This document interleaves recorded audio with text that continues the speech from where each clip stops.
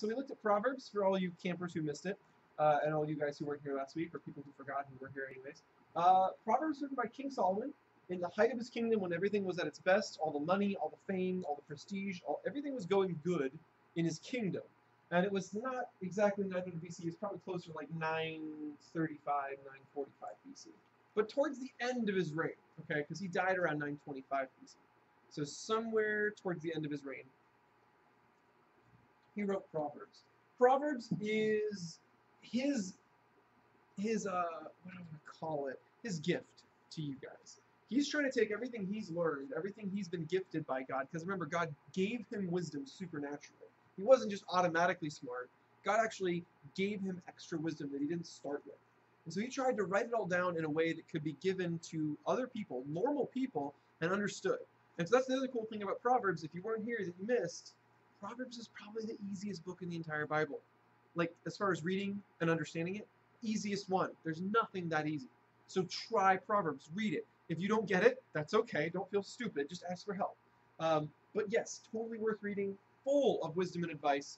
It is kind of life's how-to book of the Bible.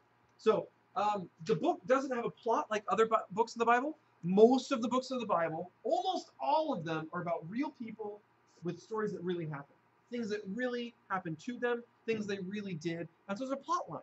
You can follow the plot line. There's characters, there's places, there's people who did things, but not in Proverbs. Proverbs, like I said, it's an advice book. It's a how-to guide for life. And so there's no real characters in the book. There's a made-up character in the book. He makes up this character called Lady Wisdom. And she's not real. It's an invented character. What he does, he tries to take wisdom and he personifies it. He turns it into an imaginary person. And this is actually where we ended up seeing Jesus, because Jesus is not wisdom personified. Jesus is wisdom incarnate. Does anybody remember that word who was here last week? What's incarnate? Real, but give me more words, not one word. You're right. Not okay, great, cool. Anyone else? Yes, Joey. Alive, very true. So if you took wisdom and made it alive, and in the case of Jesus, made it a person. And we're not talking about a made-up person. That's personification. Personification is when you make something made up.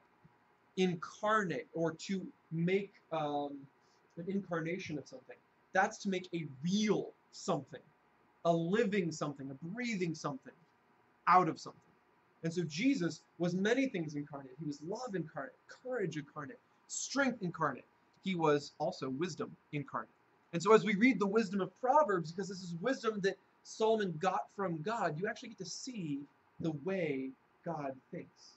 Through Solomon, yes, but it's wisdom straight from God. And so you can kind of get to see the heart and the mind of Jesus Christ. Yeah. Then he was reincarnated. Yes, well, not really. He just came back to life. But kind of, in a weird sort of way, yes. It's a word with a lot of weird connotations attached to it, but yeah, it kind of works. Brought to life in a real body. Sure, we'll go with that. Okay, anyways, that was all last week. That was Proverbs. If you haven't read it, read it. Like I said, there's no easier book. Now we're going to get on to Ecclesiastes. There's no harder book. Aren't you excited? Ecclesiastes was the book I tried to study on my own and understand on my own without help from anyone when I was a Sunday school teacher to 4th, 5th, 6th graders. Any 8th graders in the house? Okay, out of you 8th graders, do any of you remember being in my 4th, 5th, 6th Sunday school class? There's like this small chance you were in there in 4th grade. Does that make sense? Because it's been about 5 years since I taught that class. So from 4th grade to 8th grade, like maybe for a summer or something, you were in my class. But like the group that just graduated high school, they were my 4th graders 5 years ago. Weird, right? So anyways, we did Ecclesiastes in 4th, 5th, and 6th grade. I did that. I taught kids in Sunday school Ecclesiastes, basically the hardest book in the entire Bible. And I was stupid, because what I did was I read the book one chapter at a time. I tried to learn the book one chapter at a time. I'm sorry to say, it's a short book, but it is so confusing. If you don't bite off the whole book at once, and chew on the whole book at once, and think about the whole book at once, you miss the whole point. If you just take a little piece here and a little piece here and a little piece here, you will completely, utterly miss it. Ecclesiastes has to be looked at from a zoomed out vantage point. You got to look at the whole book all at the same time, or else you're not going to get it. Just not going to get it. Okay? We'll watch a quick video. It kind of explains some of it. We'll get into more detail, but basically this book is super duper important. One of the most important books in the entire Bible. But because of the genius who wrote it, sometimes it can be hard to actually understand what the heck he's talking about. Remember, this is Solomon. Short of Jesus, he's the wisest man who ever lived. That's pretty cool to get a book out of that guy. Now, he wrote Proverbs to be easy to read. He wrote Ecclesiastes, not easy to, other way around, not easy to read, very difficult. So, here we go. Video will break it down for you. Please do not get stuck on how depressing the book can be at times. Please don't get stuck on that. The depression thing, the sadness, the life always sucks all the time, it's intentional, it has a purpose, it has a meaning. Bear with it. Get through it. Laugh at it. It's kind of funny. Don't be afraid to laugh at all the death and the sadness. It's totally hilarious. Okay? I promise. It gets to be hilarious. Anyways, oh yeah, before the video. So here we go. Here's a quick look where Ecclesiastes fits. Right between Proverbs, written by Solomon, and Song of Solomon, written by Solomon. Oh! Chapter at a time. I tried to learn the book one chapter at a time. I'm sorry to say, it's a short book, but it is so confusing. If you don't bite off the whole book at once, and chew on the whole book at once, and think about the whole book at once, you miss the whole point. If you just take a little piece here, and a little piece here, and a little piece here, you will completely, utterly miss it. Ecclesiastes has to be looked at from a zoomed out vantage point. You gotta look at the whole book all at the same time, or else you're not gonna get it. Just not gonna get it. Okay? We'll watch a quick video. It kind of explains some of it. We'll get into more detail, but basically this book is super duper important. One of the most important books in the entire Bible. But because of the genius who wrote it, sometimes it can be hard to actually understand what the heck he's talking about. Remember, this is Solomon. Short of Jesus, he's the wisest man who ever lived. That's pretty cool to get a book out of that guy. Now, he wrote Proverbs to be easy to read. He wrote Ecclesiastes, not easy to, other way around, not easy to read, very difficult. So, here we go. Video will break it down for you. Please do not get stuck on how depressing the book can be at times. Please don't get stuck on that. The depression thing, the sadness, the life always sucks all the time, it's intentional, it has a purpose, it has a meaning. Bear with it. Get through it. Laugh at it. It's kind of funny. Don't be afraid to laugh at all the death and the sadness. It's totally hilarious. Okay? I promise. It gets to be hilarious. Anyways, oh yeah, before the video. So here we go. Here's a quick look where Ecclesiastes fits. Right between Proverbs, written by Solomon, and Song of Solomon, written by Solomon. Oh! Oh! You guys are such geniuses. Yeah, okay. So they're not actually in the order he wrote them. I apologize for that. Proverbs and Ecclesiastes are probably written right around the same exact time. Okay? But Song of Solomon would have been written earlier. Why it's at the end of the list, I don't know. I'm not really sure what they were thinking. But anyways, yeah, Song of Solomon we'll get to next week. It's like the greatest love poem of all time. But he actually wrote that when he was younger. When he was, you know, closer to his first marriage. Does anyone remember how many marriages this guy had? Yeah? 700 princesses, 300 normal ladies. He had 1,000 wives. Yeah, Solomon had 1,000 wives. And he didn't divorce any, as far as we know. He just had 1,000 wives. He'll talk about that in Ecclesiastes, and it's really funny. So, anyways, moving on to our video.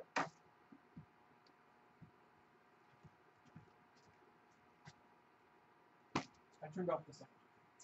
Why did I turn off the sound? Alright, let's go back to slide.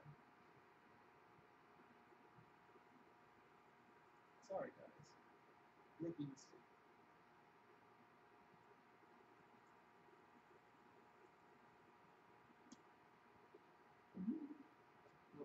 Oh, come on. That's just not cool. Oh, someone turned off that sound too? It was turned off in 2 places. Everyone's conspiring against me. The word kohelet means someone who has gathered people. All right, rewind. Together. And in this case, it's to learn, so it's often translated in English as teacher. And the book of Ecclesiastes is part of the Bible's wisdom literature, and it opens with this line. The words of Kohelet, the son of David, king in Judah. Now in Hebrew, the word kohelet means someone who has gathered people together. And in this case, it's to learn, so it's often translated in English as teacher. And the teacher is said to be a son or a descendant of King David. And so there are different views about who this figure might have been. Many think that it refers to King Solomon, others to maybe one of the later kings of David's line, and still others think that it's actually a later Israelite teacher who has adopted a Solomon-like persona as a teaching figure. Whichever of these views is correct, the key thing is to recognize that the teacher is a character in the book and is different than the author of the book, who remains anonymous. So we do hear the teacher's voice for most of the book, but it's actually a different voice, the author, who introduces us to the teacher in the first sentence and then at the end concludes the book by summarizing and evaluating everything the teacher just said. So the author is someone who wants us to hear all that the teacher has to say and then help us process it and form our own conclusion. So what does the teacher have to say? Well, the author summarizes the teacher's basic message at the beginning and right at the end. And it's Hevel, Hevel. Everything is utterly Hevel. Now, most English Bibles translate this word Hevel as meaningless, but that doesn't quite capture the heart of the idea. In Hebrew, Hevel literally means vapor or smoke, and the teacher uses this word 38 times in the book as a metaphor to describe how life is, first of all, temporary or fleeting, like a wisp of smoke. But secondly, also how life is an enigma or a paradox. Like smoke, it appears solid, but when you try and grab onto it, there's nothing there. So there's so much beauty or goodness in the world, but just when you're enjoying it, tragedy strikes and it all seems to blow away. But we all have a strong sense of justice, but all of the time bad things happen to good people. So life is constantly, it's unpredictable, it's unstable, or in the teacher's words, like chasing after the wind. Heaven. Now that's kind of a downer. So why is he saying all of this? The author's basic goal is to target all of the ways that we try to build meaning and purpose in our lives apart from God. And he lets the teacher deconstruct these. So the author thinks we spend most of our time investing energy and emotion in things that ultimately have no lasting meaning or significance. And he lets the teacher give us a hard lesson in reality. You can see this most clearly in the opening and closing poems, which focus first of all on time and then on death. So the teacher says, you can spend your whole life working and achieving because you think that makes your life meaningful. You should really stop and consider the march of time. For all of the human effort that takes place in the world, nothing really ever changes. So sure, we develop technology and we build nations that rise and fall, but go climb a mountain and see if it cares. It was there long before any of us, and it will be here long after. I mean, no one's even going to remember you or anything you did 100 years from now. But that mountain, it'll still be there. And the ocean will still be breaking on the beach, and the sun will still rise and set. And so time will eventually erase you and me and everything that we care about. And if that's not disheartening enough, the teacher also can't stop talking about death all the way through the book, but especially in this poem near the end. He says death is the great equalizer, and it renders meaningless most of our daily activities. It devours the wise and the fool, the rich and the poor, no matter who you are, what you've done, good or bad, we're all going to die, and it's inescapable. So with these two ideas in hand, the teacher goes on to consider all the activities and false hopes that we invest our lives in to find meaning and significance, like wealth or career or social status or pleasure. So you think working hard is going to make life worth it? Think about the stress and the toll that that takes on you, all the anxiety and the sleepless nights. And by the time you actually earn some wealth, you're going to be too old to enjoy it anyway. And then by the time that you have to pass it on to someone, they may not even be someone who cares about anything that you do. Or maybe you think pleasure is going to make life worth it for you. Go for it. You know, live for your vacations, live for the weekend party. Monday always comes. Hevel, Hevel, everything is utterly Hevel. So what does the teacher advocate then? That we become pure hedonists or relativists? Well, no, that would be Hevel too. The teacher acknowledges the ideas from Proverbs that living by wisdom and the fear of the Lord, that these have real advantages. On the whole, life will probably go better. See, but the problem is that even living by wisdom and the fear of the Lord, they're Hevel too, because they don't guarantee a good life. Good people die tragically, and horrible people live long and prosper. There's just too many exceptions. And so even wisdom is Hevel. Again, not meaningless, but an enigma. Wisdom doesn't work the way you think it should. So what's the way forward in the midst of all this Hevel? And here, paradoxically, the teacher discovers the key to the true enjoyment of life under the sun. It's accepting Hevel. It's acknowledging that everything in your life is totally out of your control. About 6 different times at some of the bleakest moments in his monologue, the teacher talks about the gift of God, which is the enjoyment of simple, good things in life, of friendship, of family, a good meal, or a sunny day. You can't control these things. You're certainly not guaranteed them, but that's their beauty. When I come to adopt a posture of total trust in God, it frees me to simply enjoy my life as I actually experience it, not as I think it ought to be. Because even my expectations about what life ought to be are ultimately hevel. Hevel. Everything under the sun is utterly hevel. And so the teacher's words come to a close. Right here at the end, the author speaks up again, and he brings it all to a conclusion. He says, the teacher's words are very important for us to hear. He likens them to a shepherd's staff with a goad, a pointy end, which might hurt when it pokes you, but he says the teacher is trying to poke you to get you to move in the right direction, towards greater wisdom. The author then warns us that you can actually take the teacher's words too far, and you could spend your whole goad of pointy end, which might hurt when it pokes you, but he says the teacher is trying to poke you to get you to move in the right direction, towards greater wisdom. The author then warns us that you can actually take the teacher's words too far, and you could spend your whole life buried in books trying to answer life's existential puzzles. Don't try, he says, you'll never get there. And so instead, the author offers his own conclusion, and it's this: fear God and keep his commandments. This is the whole duty of humans, for God will bring every deed into judgment, every hidden thing, whether good or evil. And so the author thinks it's good to let the teacher challenge your false hopes and remind you that time and death make most of life completely out of your control. But what gives life true meaning is the hope of God's judgment. The hope that one day God will clear away all of the hevel and bring true justice to our world. And it's that hope that should fuel a life of honesty and integrity before God, despite the fact that I remain puzzled by most of life's mysteries. And that's the wisdom of the book of Ecclesiastes. It's kind of long, but trust me, the book's actually pretty short. My mistake when I taught this when I was younger. Sorry, Emily just handed me an entire peach. I've been trying to eat really fast. Almost finished it in time.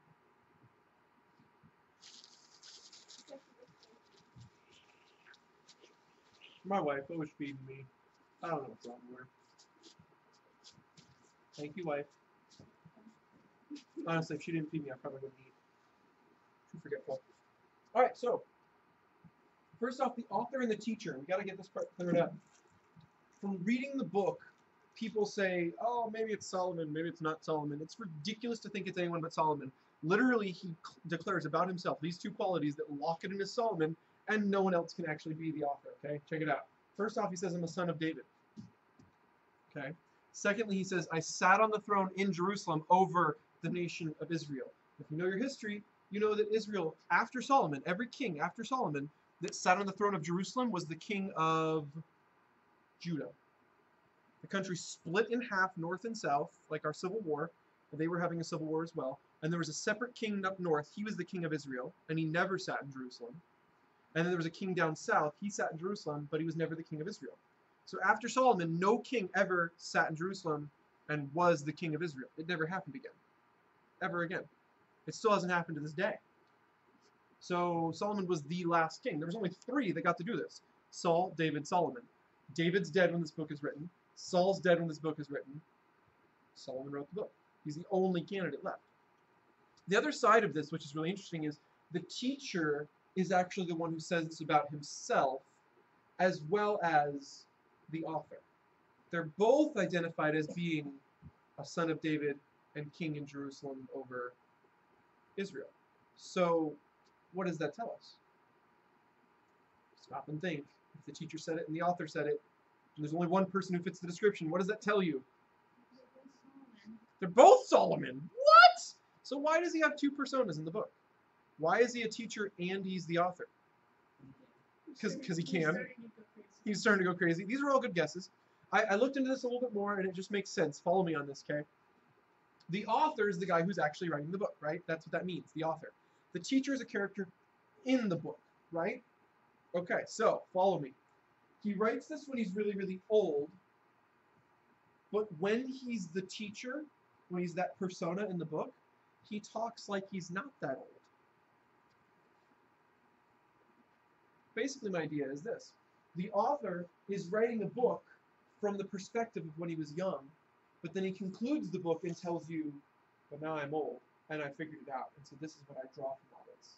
So he's basically telling you, this is how I used to think, and this is now what I've learned. So this was the old me, this is the new me. This is how I was when I was young, this is how I am now. So that's kind of the idea as we go through the rest of the book. Think of the author as Solomon the older, the wiser. Think of the teacher as, my remote broke, Solomon the younger, the stupider.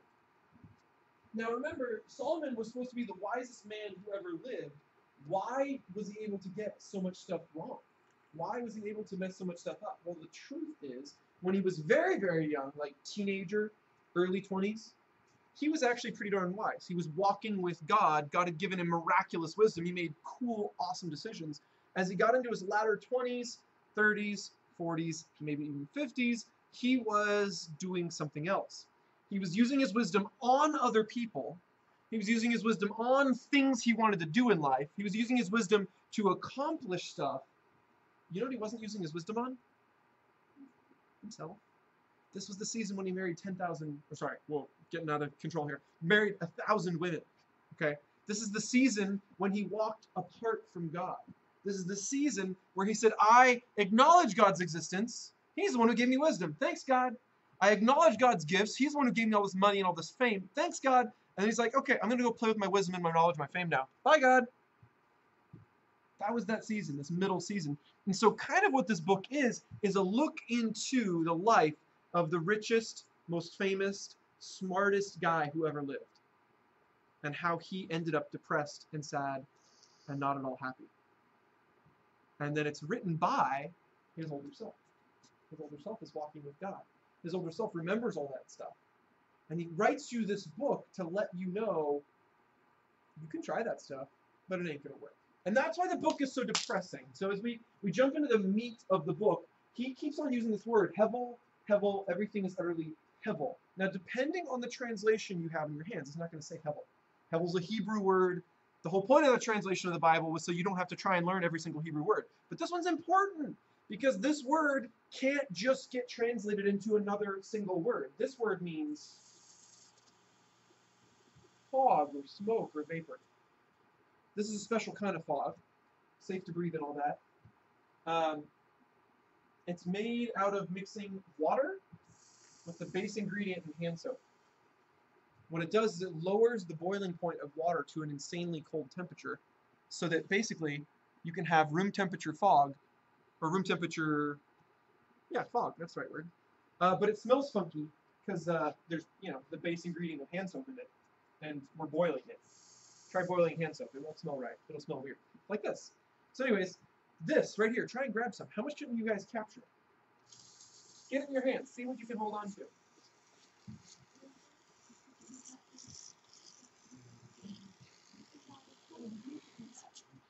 How much? Another hand so much. Oh my gosh, if you got like a trash bag and like captured all this in a trash bag, how long would it last? Slightly wet trash bag. Adam knows his science, okay? So this is water vapor with a tiny bit of hand soap in it. Basically, if you stuck this in a trash bag, you end up with a few drops later on in a dry bit of air. Air would dry out and the bag would just have some drops on it. That's it. That's all you get. But it looks really cool, doesn't it? I mean, look at that. Just like the way it swirls through the light. Oh, man, it's awesome. So check out the verse, okay? Everything is meaningless, says the teacher, completely meaningless. This is one translation. Sometimes hevel comes up as meaningless. I'm sorry to say, but meaningless doesn't really capture it. That's not really what the word means. The word is two meanings in one. It's both a vapor, fog, smoke. It's really cool to look at.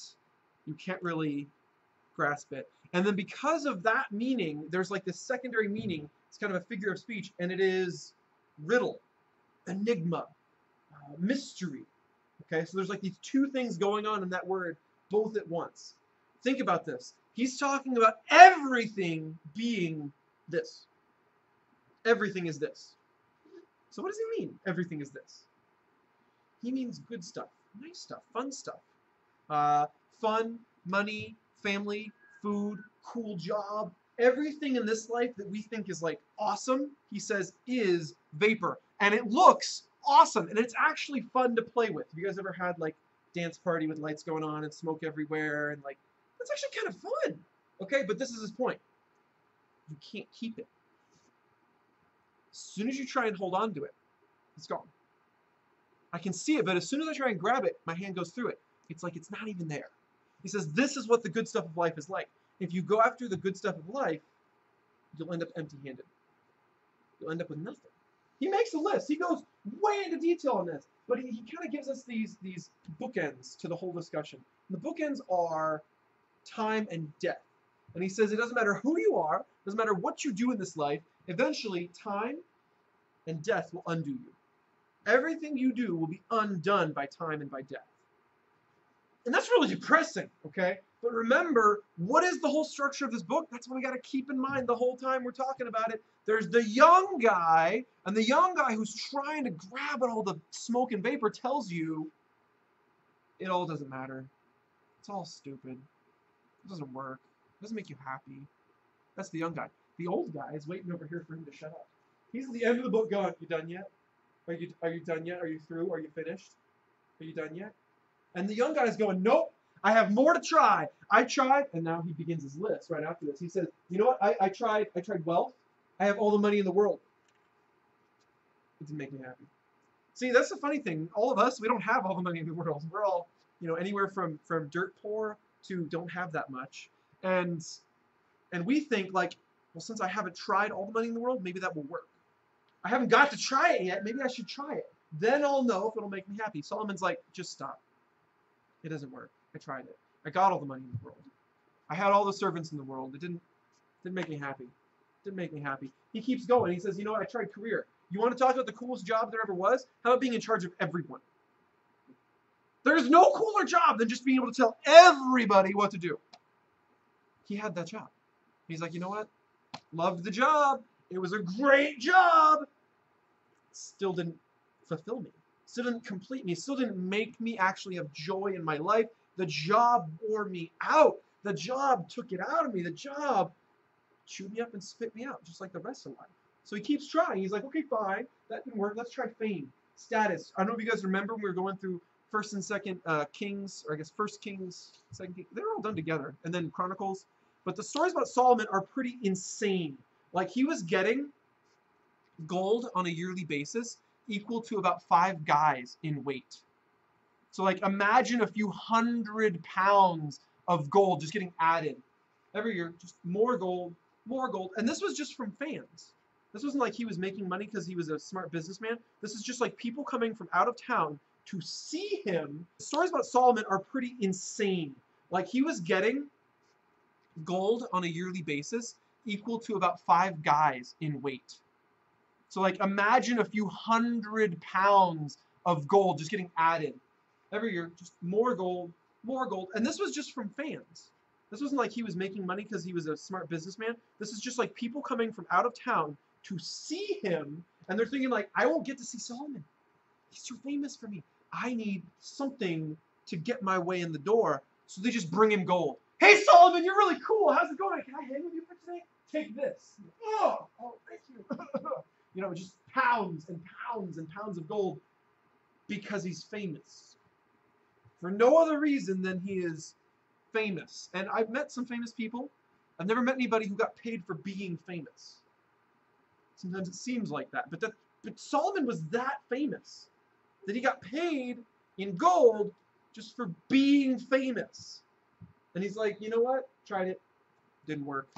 How about pleasure? How about luxury? How about, all these other things I didn't even put in the video? Check this out. Scientific discovery, he tried that. Didn't make him happy. Wisdom and philosophy, tried that. Didn't make him happy. Partying all the time. Tried that, didn't make him happy. Alcohol, tried that, didn't make him happy. You can kind of see where this is going. Architecture. That's not one I would have tried, okay? I'm not, honestly, sitting at home thinking, what could make me happy?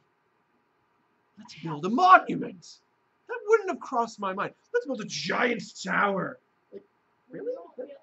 But you think about it, okay? Who's ever played with Legos? Who's ever played with Legos? Just be real with me here. Okay, you guys ever finished a Lego construction, you stick that last piece on, and you have that little moment of, ooh, I think it's done. You guys know what I'm talking about? We're just like, that's pretty good. Kind of proud of yourself. Wow. Have you guys ever stuck like the finished thing on a shelf and like a littler kid wants to like rip it apart? Does that ever happen to you guys? Hated that as a kid. My little sister always wanted to play with the things I was done building. I'm like, no, there's a bucket there of empty, torn apart pieces. She was going to play with the spaceships I made. It was terrible. Well, eventually, but honestly, I was the worst at that. I just buy more Legos. I'd build stuff. The little sister, of course. The older sister was way into girly things. The little sister was into boyish things. So. Oh, yeah. My older sister wanted to play with dolls and things. My younger sister was like, I like Legos. She got peeved once because we bought her pink Legos. And she's like, I want regular Legos. Come on, who wants pink Legos? Long story. Yeah, so architecture, tried that, didn't make him happy. He tried owning all the property. Like, for reals. Solomon owned more property than was in his country. He owned property in other places. That's kind of intense, if you think about it. That'd be like Obama owning bits of Canada and Mexico. That'd be weird. Yeah, okay, sure, a little bit like England, yeah. All right, he even tried luxury. Can you guys just imagine the rest of your life? You want food? Snap your fingers. Servants. You want the new video game that just came out?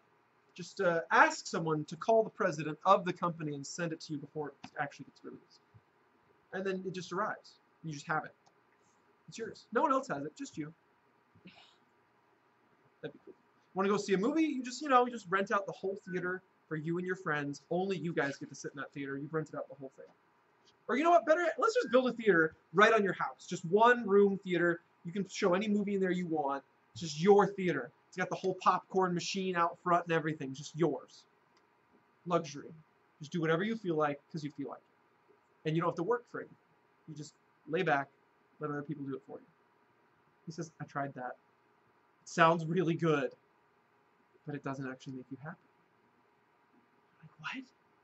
How can that be? That's the dream.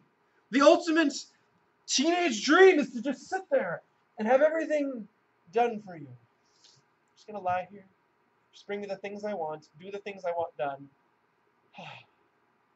Absolute luxury. But he says, you know what? I had it. Kind of stumped. But this is the whole point of the book.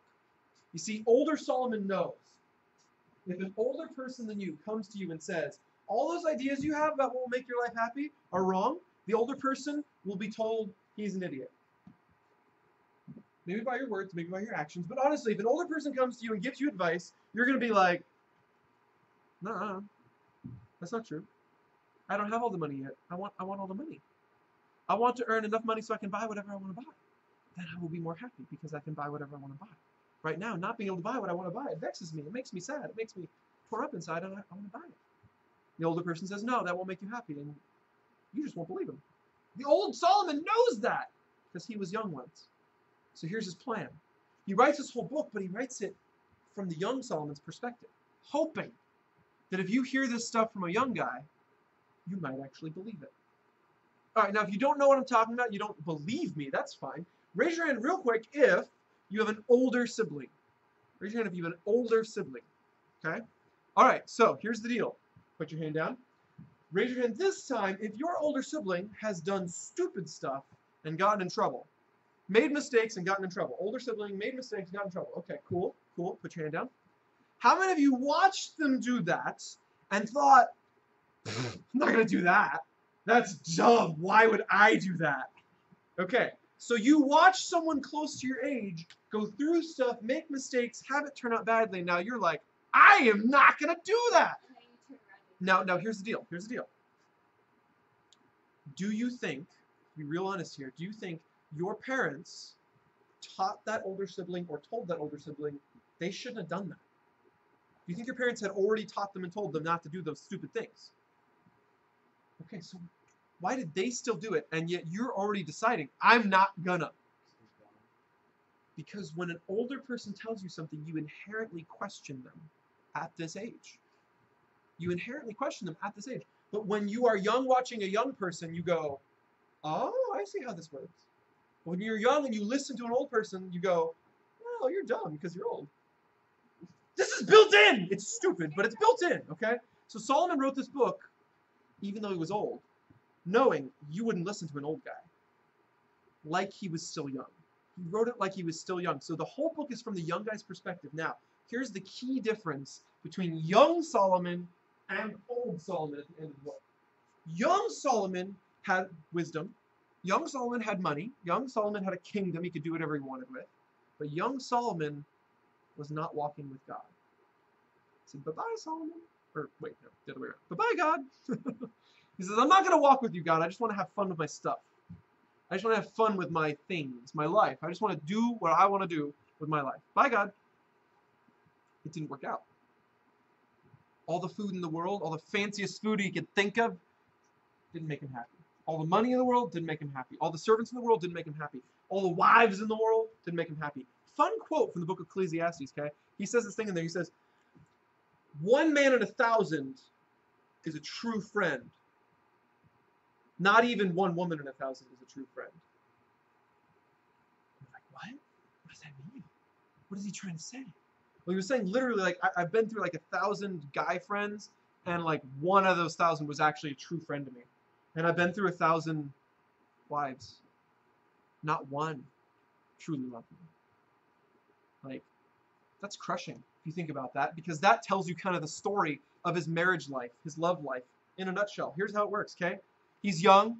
He falls in love. He's like, oh my gosh, I want to marry you. He gets married. And because he focused on marriage, he didn't focus on God. Because he focused on his wife, he didn't focus on God. His wife didn't actually make him happy. I'm sorry to break it to you guys. There are no fairy tale love stories in real life. All love stories start with the fairy tale, and at some point you realize you have to love a person even when they don't deserve it. Because every human being is flawed. Every human being has problems. Every human being makes mistakes. And so if you love a person for how perfect you think they are, guess what happens when you find out they're not perfect? You dump them. That's why so many relationships break up. That's why so many marriages fail. Solomon didn't get this when he was young, so he did it the other way around. Instead of like the modern day, you know, oh, my wife doesn't make me happy, I'll divorce her, he went old school, like old school to the old school. He married another one. Now, I'm sorry to say, divorcing your wife when she doesn't make you happy is stupid. Finding another one when she doesn't make you happy is double stupid. Think about this. 1 wife didn't make me happy. I'll try 2 wives. Anybody should be able to tell that's a bad idea. Solomon didn't realize, though, until like wife 1,000. That's not like a model number. That's literally like, wife 1 didn't work, let's try 2. Wife 2 didn't work, let's try 3. Wife 3 didn't work, he didn't end. He didn't stop till 1,000. 1,000 down the road, he's probably getting to these old days when he's writing Ecclesiastes, and he writes down, you know what? I had like 1 good true friend out of 1,000. Never found a good wife. Tried 1,000. No one else can really say that. Solomon could say that. I've been through like 1,000 guy friends, and like 1 of those 1,000 was actually a true friend to me. And I've been through 1,000 wives. Not one truly loved me. Like, that's crushing if you think about that, because that tells you kind of the story of his marriage life, his love life, in a nutshell. Here's how it works, okay? He's young. He falls in love. He's like, oh my gosh, I want to marry you. He gets married. And because he focused on marriage, he didn't focus on God. Because he focused on his wife, he didn't focus on God. His wife didn't actually make him happy. I'm sorry to break it to you guys. There are no fairy tale love stories in real life. All love stories start with the fairy tale, and at some point you realize you have to love a person even when they don't deserve it. Because every human being is flawed. Every human being has problems. Every human being makes mistakes. And so if you love a person for how perfect you think they are, guess what happens when you find out they're not perfect? You dump them. That's why so many relationships break up. That's why so many marriages fail. Solomon didn't get this when he was young. So he did it the other way around. Instead of like the modern day, oh, my wife doesn't make me happy, I'll divorce her. He went old school, like old school to the old school. He married another one. Now, I'm sorry to say, divorcing your wife when she doesn't make you happy is stupid. Finding another one when she doesn't make you happy is double stupid. Think about this. One wife didn't make me happy. I'll try 2 wives. Anybody should be able to tell that's a bad idea. Solomon didn't realize, though, until like wife 1000. That's not like a model number. That's literally like, wife 1 didn't work, let's try 2. Wife 2 didn't work, let's try 3. Wife 3 didn't work, he didn't end. He didn't stop till 1,000. 1,000 down the road, he's probably getting to these old days when he's writing Ecclesiastes, and he writes down, you know what? I had like 1 good true friend out of 1,000. Never found a good wife. Tried 1,000. No one else can really say that. Solomon could say that. What's the point? Old Solomon's all the way here at the end of the book, looking back. Are you done yet? Are you done yet? You tried money. It didn't work, did it, little guy? You tried luxury. It didn't work, did it, young man? You tried women. Did it work? No. Old Solomon's just like waiting, looking back at his past self, going, when are you going to figure it out? You tried the first thing, second thing, third thing. At some point, you should have realized none of the things were going to work. You should have realized anything in this world was going to fail you. It's going to be miserable. Well, he doesn't end here. He says, all this stuff is like vapor. It's really cool, but it's not going to last for you. It's not going to take your life and give it meaning. It's not going to. Even if it's really cool stuff. Okay, check out this verse in Ecclesiastes 2:11. It says, but as I looked at everything I had worked so hard to accomplish, it was also meaningless. Remember, that's Hevel. It was all such a vapor, such a riddle. It never really made sense. It was like chasing the wind. There was nothing really worthwhile anywhere. Can you imagine for a second racing the wind? Chasing the wind? What would you get if you raced the wind? Tired? You get tired? Okay, good. You know what I get out of that? I get the realization the wind was never actually in a race. You race a turtle that can't talk, because turtles can't talk. Guess what you realize? The turtle was never racing you. Even if you get where you put the finish line first, the turtle was never playing the game. You didn't beat the turtle doesn't care. That's the truth. And so he says, you try and make money make you happy. Here's the deal. Money was never gonna make you happy. It's not like you did it wrong. It's not like, oh, maybe if I try more money, maybe if I try less money, maybe if I use the money better, maybe if I use the money for more fun things and less work things, maybe if I use the money for this. It's like, no, you missed the whole point. The money was never meant to make you happy. It's like, okay, try family. Family's good, right? Family's a good thing, right? It's like, no, family was never designed to make you happy, to give you joy. Family was not designed for that. I know it's a crazy thing to think about, but he's saying literally everything in this life, whether it's good stuff, kind of good stuff, or things we only pretend are good, they're all going to fail to give you joy in this life. Now, are you starting to get how depressing this book is? Like, seriously depressing? Okay, we're almost done here. Then he gets to this part, and he has this little happy note for a second, and then he goes to death. Like it lasts for just like this little sliver. Basically what he says is, all the stuff that is good, that still is Hevel, it's still vapor, it's still not going to fulfill you, it's still not going to give you true joy in this life. He says you can actually get joy out of it. And you're like, wait, isn't that kind of a contradiction? It can't give you joy, but it will give you joy? This is the deal, okay? He says, if friendship, if family, if good meals, if sunny days aren't the thing you worship, the thing you long for, the thing you wait for, the thing you make most important, if they're not that, if you just treat them like what they are, treat them as a gift from God, then you can get joy out of them.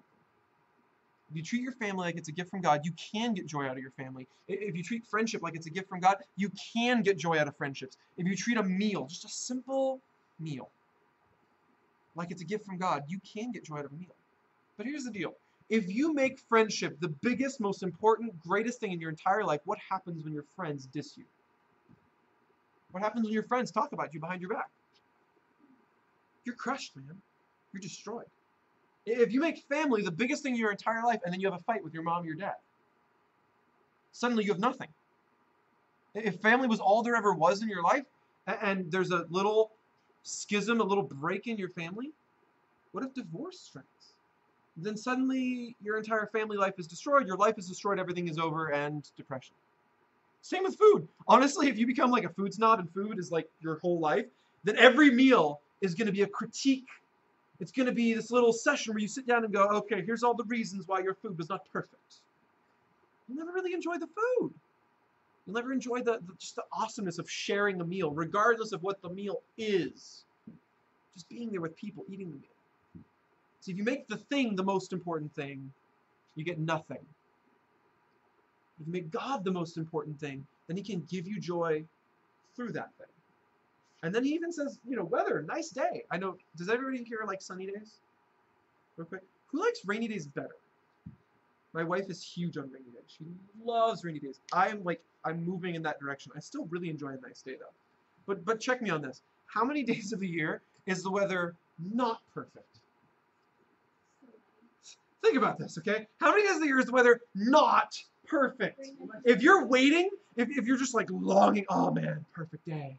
Oh, it's so perfect. The rest of the year, you should be like, oh man, the weather stinks today. Oh man, the weather stinks. Oh, today's too hot. Oh, today's too cold. Oh, today's too rainy. Oh, today's too sunny. If you're always looking for like perfect weather, you'll never find it. There's always going to be little problems. Sometimes, you know how long perfect weather lasts in a year? For like 3 hours on a Tuesday afternoon. Like that'll be the whole year's perfect weather allotment. 3 hours. The rest of the year, it's like not quite perfect. That's the sad truth. And so he says, if you worship these things, even the good things, they won't be that good. If you worship God, you put him first, and you treat these things like a gift, you'll really get something out of them. You really will. You'll get true joy out of them. And then my favorite part of the video, man, death. Wise people, they die. Dumb people, they die. Rich people, they die. Poor people, they're gonna die. They all die. I love that in the video. Just like little stamps, gonna die, gonna die, gonna die, gonna die. It's true though. We're all gonna die. And so the point is, if everything in your life was all about your life, then it never mattered anyways.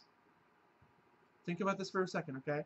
If everything in your life was only about that life, then it never really mattered anyways, because it was always going to end and be over with. That life was always going to stop. And so if your whole life was about that life, your life didn't matter. Good job. Congratulations. You got an F on life. That's pretty sad. I know, but guys, check this out. There's only 12 chapters in the book. Look how far he goes out with death. He goes out to chapter 12, verse 7. That means literally the book almost ended with, and in the end, we all die. And then you just close the book. Over. Done. Yay!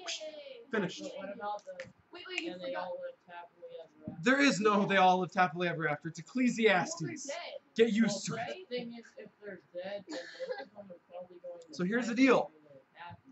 Party Central Solomon, young guy Solomon, every wife there ever was Solomon, figured out that life stinks and then you die. And I am so glad Solomon didn't die when he was that age. Because then that's how the book would have ended.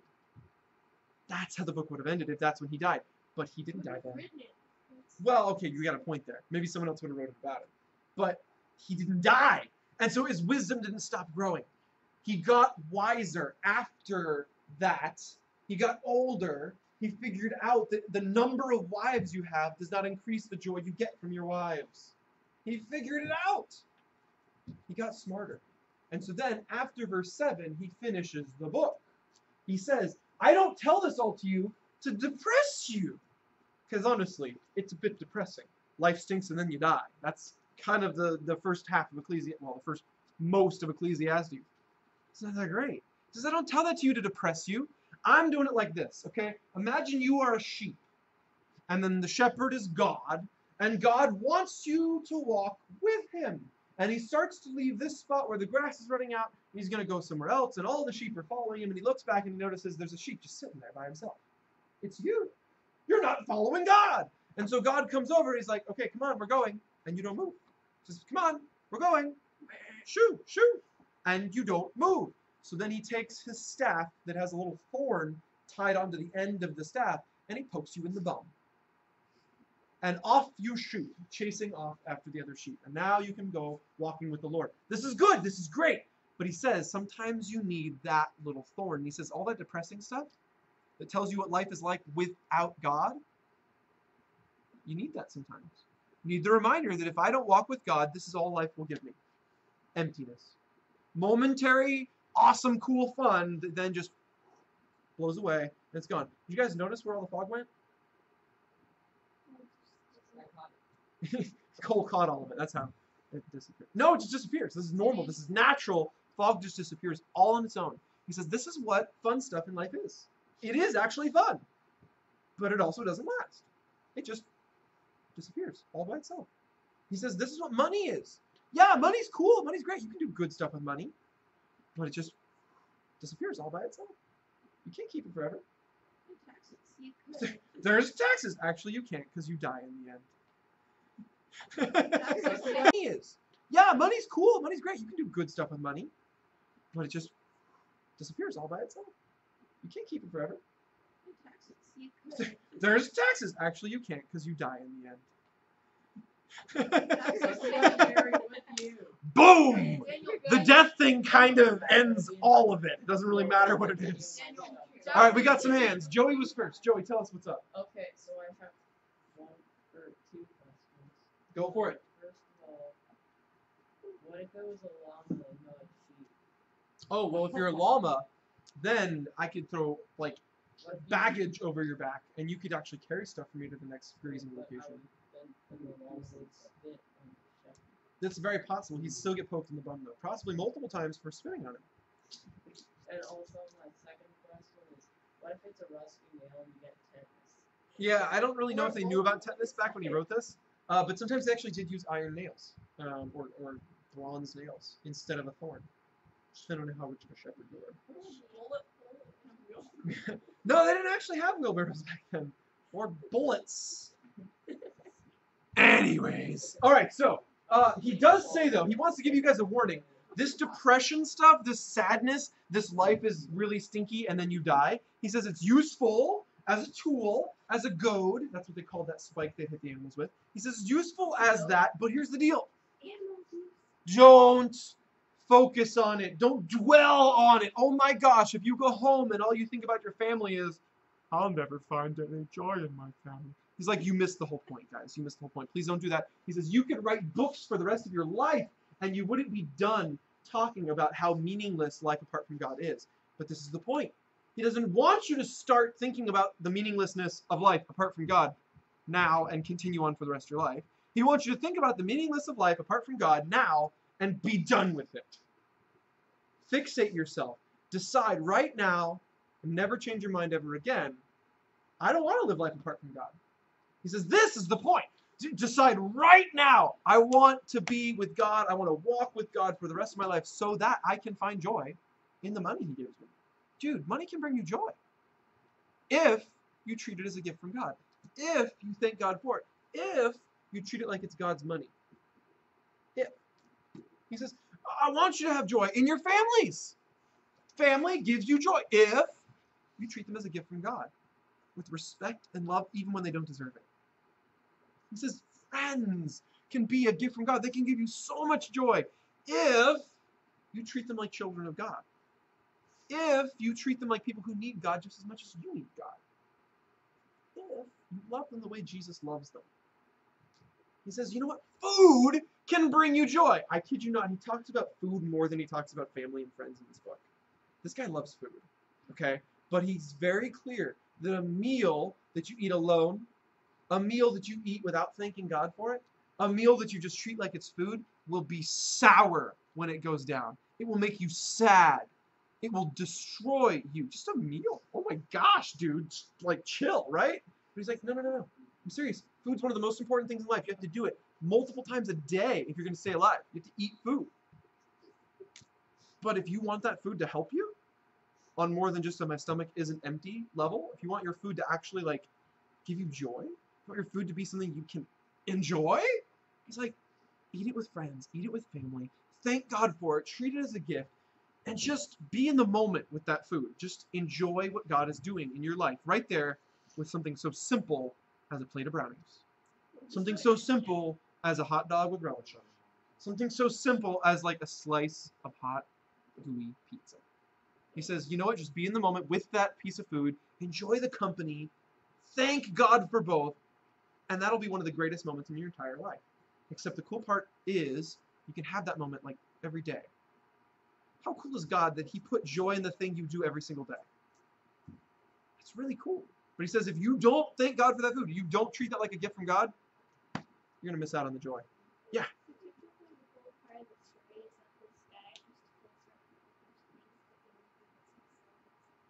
Yeah, that's basically it. It's just written in such a way that it's kind of hard to comprehend sometimes.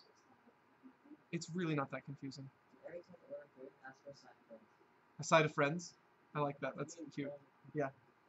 Okay, so what if that Llama Joey was talking about was someone ever? All right, next slide. Oh, wait, no, we didn't read the last part of that He slide. was eating his hay, crying. Okay, sorry, I forgot. The conclusion. You guys got to know the conclusion. This is the most important part of the entire book, is the last 2 verses, okay? Here it is. Ready? Fear God and keep His commands. This is the whole duty of humans, for God will bring every deed into judgment. Every hidden thing, whether good or evil. So here's what He says, okay? Think about this. What is judgment? It's something that happens in the future, in heaven. So like the ending and the most important part is, do not live this life for this life. Do not live this life thinking about this life. Do not live this life focused on this life. Live this life focused on the one that comes next. Live this life focused on the one that lasts forever. You do that, and suddenly everything in this life comes into focus. Everything in this life will go well. Everything in this life will have joy in it. Not crummy little happiness, the human construct we've invented. Joy. A permanent fixture from God. He says, if you live this life for the one that comes next, you can have joy in this life. Don't miss out on that. It's not worth it. This life is not worth it on its own. You gotta find some eternal meaning in it. Eternal meaning. Think about this, okay? If I said, choose now between a 10-minute supply of $1,000 or a lifetime supply of a dollar bill every single day, what would you choose? Are you sure? Do you want to do the math first? You will get like 365 or 365. Which one would you choose? Don't they seem about the same? Every 10 minutes. Okay, but time out for a second. What if you lived to be 1,000? Then which one would you choose? Okay. She switched over to $1. What if you lived to be 10,000? Wait. Then which one would you choose? Still the 10 million. Wait, no, I said 10,000. 10,000. Depends on You'd how still much take you the 10,000 now versus the 10,000 years of $1 a day. Are you sure about that? What if you lived to be 100,000? It also depends on what kind of What if you lived to be 1,000,000? It's Guys, eternity doesn't have a number on it. So if you can switch over in just 1,000 years, think about forever. Live for the forever. Don't live for now. Yeah, Adam. You put the $10,000 in investment. Oh my so you gosh, get, like, Adam. $10 a This day. is what I get for teaching smart kids. Oh. All right, anyways. We go back in time and invest in The whole point, guys, the whole point is if you put your faith, your trust, your love into temporary things, it'll get dashed. It's like these little block towers over here. It just falls apart. Put your faith, put your hope, put your everything, put your life into permanent things. God. Next life in heaven. That's what you want to put everything into. Let's pray. Lord, we thank you for a book like Ecclesiastes. Even though it can be a bit difficult at times, even though it can be a bit sad at times, Lord, I just ask that each life in heaven. That's what you want to put everything into. Let's pray. Lord, we thank you for a book like Ecclesiastes. Even though it can be a bit difficult at times, even though it can be a bit sad at times, Lord, I just ask that you would help us to remember what it's taught us. Help us to remember the point of this life. That it's not contained within this life. Lord, may we always put you first, always be focused on you. May we find the joy in your gifts instead of worshiping your gifts. May we find joy in those things you give us rather than just focusing on those things you give us. Help us, Lord. It's such a struggle sometimes to keep our minds and our hearts set on you. But you, Lord, you have the strength to empower us. You have the wisdom that you can give to us. May we have learned some of it today from Ecclesiastes, and may we continue to learn it as Solomon did. Lord, may we learn it younger than Solomon did. May we learn it without going through as many mistakes. May we treat him as our older brother and just learn from watching what he went through. Lord, we ask all this in your name, but